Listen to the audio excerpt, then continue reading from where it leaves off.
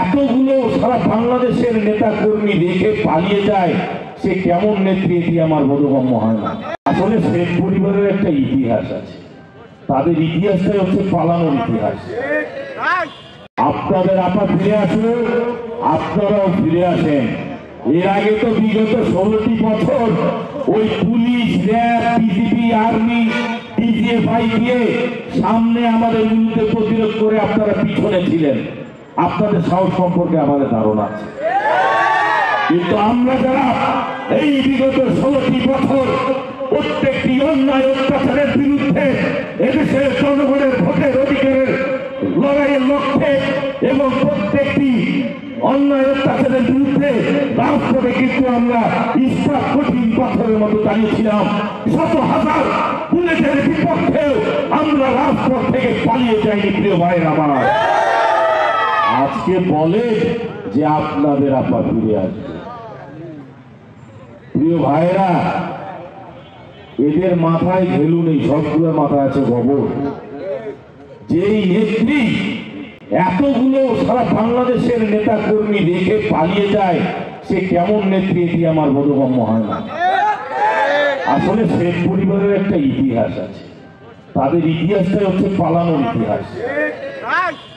যেমন 1971 সালে পাক হানাদার বাহিনীরা যখন বাংলাদেশের উপর ঝাঁপিয়ে পড়েছিল, সেই 25 মার্চের কালো রাত্রিতে ওই পাকিস্তানি হানাদার বাহিনীর টুটের আঘাতে জর্জরিত হয়েছিল বাংলাদেশের মানুষ, রক্তাক্ত হয়েছিল আমাদের হাজার হাজার মা বোনেরা, সংগ্রামহানি হয়েছিল আমাদের হাজার হাজার মা বোনেরা, বাড়িঘর পুড়ে ছাই করে দিয়েছিল। ঠিক সেই সময় একটি মাত্র দল ছিল বাংলাদেশ আওয়ামী লীগ। বাংলাদেশের মানুষ মনে করেছিল এরা আমাদের স্বাধীনতার পক্ষে, হয়তো শেখ মুজিব স্বাধীনতার ঘোষণা দিবেন। প্রিয় ভাইরা আমার, কিন্তু তিনি তা করলেন না, কারণ তিনি বাংলাদেশের মানুষকে সবসময় বোকা ভেবে তিনি তার ক্ষমতা লোভ করেছিলেন। প্রিয় ভাইরা, আসলে তিনি চেয়েছিলেন তৎকালীন পূর্ব পাকিস্তানের প্রধানমন্ত্রীত্ব। প্রিয় ভাইরা, বাংলাদেশের স্বাধীনতা চাননি, এজন্য তিনিও ওই সময় আত্মসমর্পণ করে পালিয়ে গিয়েছিলেন।